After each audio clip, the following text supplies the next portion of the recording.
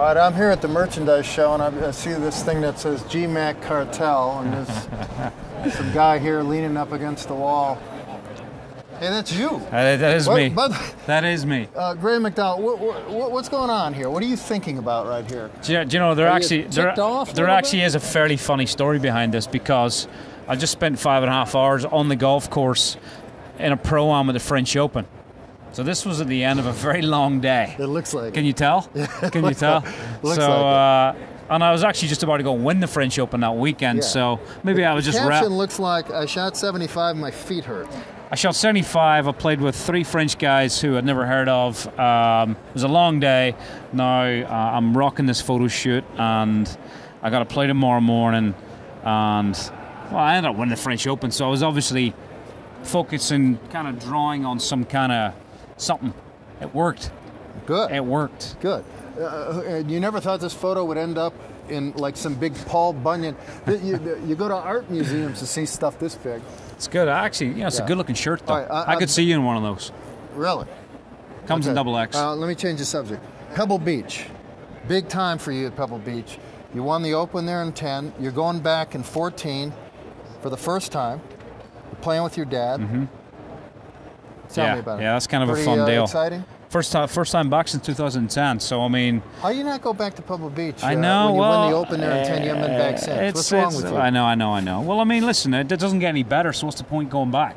I'm not going to be able to even get remotely close to what that felt like. So going back to playing in Pebble Beach Pro-Am, I'm very fortunate they've given me the opportunity to experience a bucket lister, really, to play in the Pro-Am with my dad. Back to Pebble for the first time, up to Brophy's in Carmel to see my signature on the wall, which I scrawled on there about midnight right after I'd won the US Open. What is Brophy's? Brophy's is an Irish pub right in the middle of Carmel where we sipped a few in the wee early hours. How deep did that party go? It went fairly deep. I mean, sunlight? So they tell me. I wasn't really too coherent. So they tell me. I wasn't. It's always a good party when the line afterwards is "so they tell me." I think when I got behind the bar and started spraying people down with Sprite out of the gun, that was about my cue to leave. Yeah. So that was a little insight. I never told him about that. So you go. That's good. A little inside scoop for you. New stuff. That's new stuff. That's hot off the press. Okay, so this year you won the Jim Murray Award. The Golf Writers of America gave you the Jim Murray Award for being decent to the press, right? Decent to the press, as opposed to indecent. Actually, it probably says good, not decent. Yeah. Right? How'd you win that award? I don't know. I guess being way too honest. Way too honest. I think the media are obviously a very, very important part of what we do.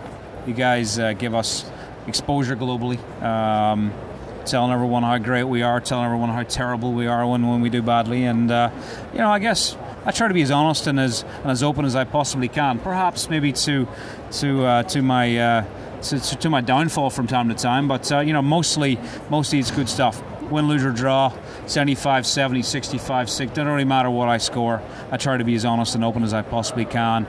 Give the fans a little insight into what goes on in my head and what goes on behind the scenes in this great game. And I'm very, very honoured to win the Jim Murray Award. I'm looking forward to picking it up Wednesday night of the Masters, and it's always a fun night. It's my second time at the Golf Writers Dinner. I won the Player of the Year, I guess, back for 2010, and looking forward to going back. You and Kristen got married in September, is that right?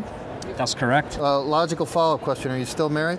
She's still married to me, yeah. Yeah. So she hadn't dumped you yet? I think we're still in the official honeymoon period. Once that lasts about 6 months. Wait, what happens when the honeymoon period ends? You tell me. You fight over whether the toilet paper goes like this or like this, or whether you squeeze the toothpaste in the middle or the end. And she's got her own toothpaste. Over little stuff? I don't let her mess with my toothpaste. You don't? No, she's got her own toothpaste. Yeah?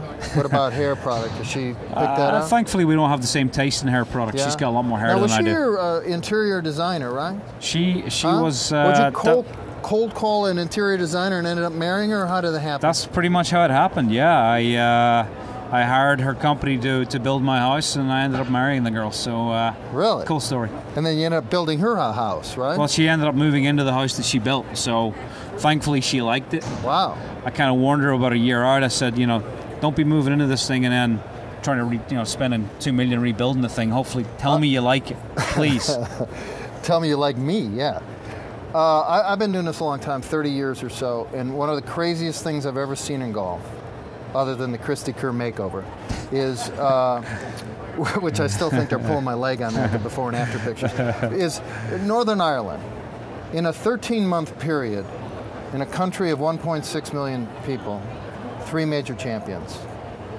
Is that almost impossible? Well, I think it's pretty much mathematically impossible, yeah. I mean, to have 3 different players win major championships, and obviously Rory added a 4th not long after. Very unique, very bizarre. Like you say, a country of 1.6 million people. And the golf season's not exactly 13 months long, is it? No, exactly. So it's been nearly 2 years since we last won a major championship. Yeah. The country are getting restless. They want to know when the next one's coming. They want blood. They want blood. They want another major this year. Greater Orlando has more people than the whole country of Northern Ireland. They got a few majors here in the Greater Orlando area. No, I understand, but they're all guys who moved in. Certain Tiger Woods is going to sort of move that needle a little bit. Yeah, but they all moved in because of the weather and the tax situation. Speaking of which, you live here too, yeah. I live here. All right, absolutely. So coming to America, one last thing. Coming to America as a kid, you come to play at UAB from Northern Ireland. Did you ever dream that your life would be so charmed as it was? What did you expect when you came to America, other than maybe get fatter and I have a different accent? I definitely put the freshman 15 on. I guess I came. It was an opportunity for me when I came to the States on a golf scholarship to get better, really. And did I ever believe that I'd be standing here as a major champion and really bad pictures of myself plastered on the walls and with my own clothing brand? And no, I probably never imagined that. I just imagined that I could practice and get to the next level. And when I got to the next level, I thought, well, maybe I can practice and get to the next level. And that's really all I concentrated on doing, was trying to get better and trying to enjoy what I had and be as 100% prepared and into it as I possibly could. And I hold a few putts and got a little lucky along the way, and here I am. It's I feel very fortunate and very blessed to have got these opportunities and to have held those putts at the right times, and it's a lot of fun. I'm really enjoying it. Well, congratulations. Thanks, bud. Thanks for your time, and get a little happier. I'm way happier in my next shoot, believe me. Okay, good.